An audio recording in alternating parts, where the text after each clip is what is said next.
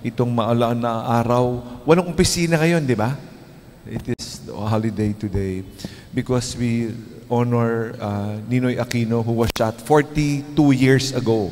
1983 pala yan, imagine, 42 years ago. He was murdered, and then now the President of the Philippines is back in power. The Marcoses are back in power.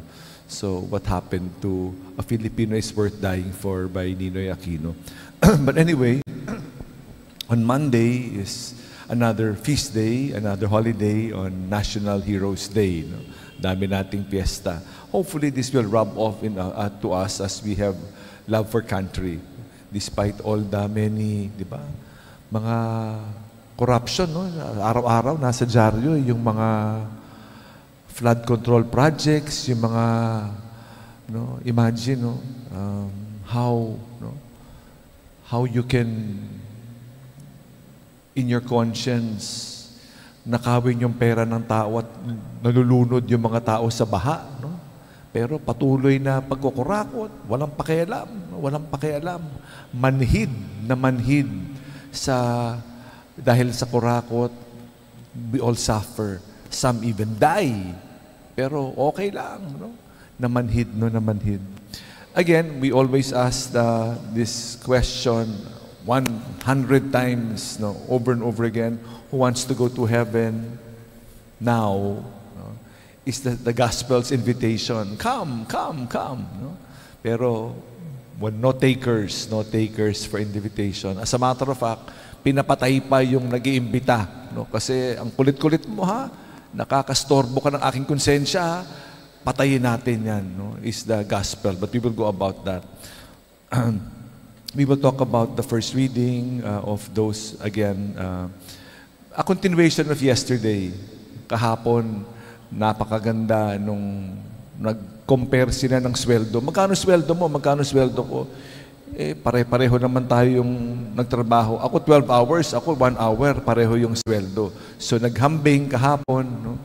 But remember, yesterday we said, a blessing is a blessing. Whether it is yours, whether it is mine, blessing pa rin yan. Pag naghambing ka at sinabi, bakit yung blessing mo iba sa akin? Oras na mag-compare tayo, patay ka. The blessing will cease to be a blessing. A blessing is a blessing. What a beautiful, ang daming grasya ng Panginoon Diyos. Sobra-sobra ang grasya ng Panginoon. Sobra-sobra imbitasyon ng Panginoon. A blessing is a blessing until we compare. It will become not a blessing. Yung grasya, magiging disgrasya pag tayo'y nag-compare. So do not compare. And then today, the first reading, again, sabi ko, be careful for what you ask for. Balikan natin yung simula, balikan natin yung binasa. Sabi nung hari, manalo lang ako. Ialay ko yung unang pumasok sa pintuan na yan. Ialay ko yan. Nanalo siya, yung ni-request na, pag manalo ka, ikaw naman nagbigay ng kondisyon. At nung nanalo siya sa digmaan, yung unang pumasok sa pinto niya, yan yung kapalit. Ang pumasok sa pinto, yung anak. He had no choice but to follow yun yung kanyang pangako Pero hindi naman ganyan yung Diyos na hiningi sa atin Hindi naman hinihingi yung buhay na ganyan Pero dahil sa tao, inaalay natin yung buhay ng may buhay, hindi buhay ko. Buhay ng kahit na sino man. Basta wag lang yung buhay ko. Kaya nakakatakot yung unang pagbasa. So be careful for what you ask for. Please be careful because you do not know what you are asking for. Balikan natin yung kahapon, We cannot compare Bakit siya meron, ako wala? Mas marunong ko pa sa Diyos. Kasi pag hiningi mo yan at ibinigay sa iyo, baka hindi ka naman maligtas Pero Lord, hindi, ako bahala. Basta binigyan, pag tumawag ako sa sweepstake, ako bahala. I will use this properly. Mas marunong pa tayo sa Diyos. Nagagalit tayo sa Diyos kasi ayaw ibigay sa atin yung ating hinihingi. God, in His wisdom, knows what is best for us. Please trust in that. Magtiwala tayo sa Panginoon.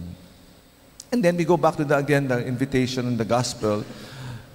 He's inviting us 24/7. He's always inviting us to the feast on earth as in heaven.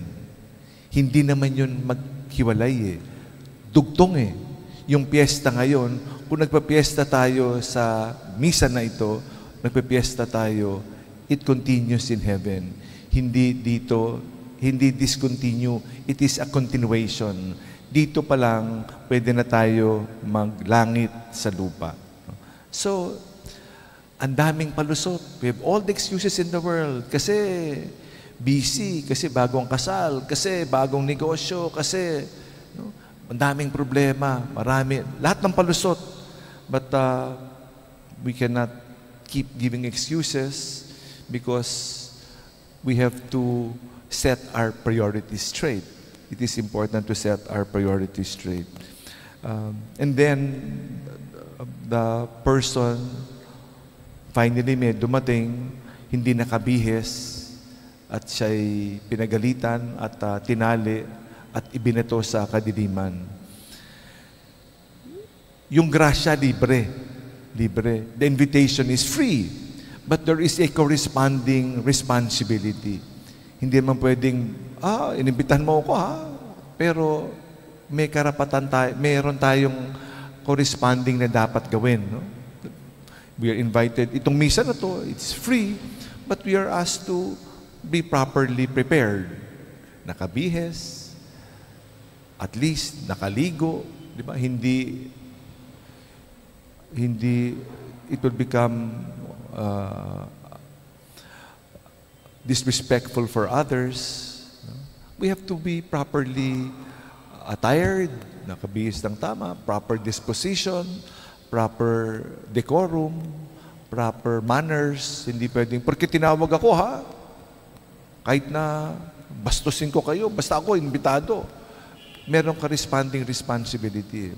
Dahil itong taong ito, hindi tumugon, no? Kaya siya'y tinapon sa labas. Hindi porket libre, we can do what we wish. There is a corresponding responsibility. We ask our saint today, Pope Pius X, Saint Pope Pius X to intercede for us, to help us. Si Pope Pius, dinuruan tayo. Kapitbahay natin yan, ay kabay-karyat natin ang Pope Pius. No? Inimbitahan tayo, makaisa sa kanilang kapistahan. We pray for them. As we honor Saint Pius, pinabata niya yung komunyon. No? Yung pwede na mag-first communion, yung 7 years old. Dati, mas matanda eh. No? But he made it more affordable, more acceptable to the younger generation. And his motto is, when he was Pope, to renew all things in Christ. All things, no? Baguhin natin sa ngalan ni Kristo. No? Nothing is old, everything is brand new with the touch of God, with the grace of God. And we thank God. We ask intercession of Pope Leo, Pope Pius X.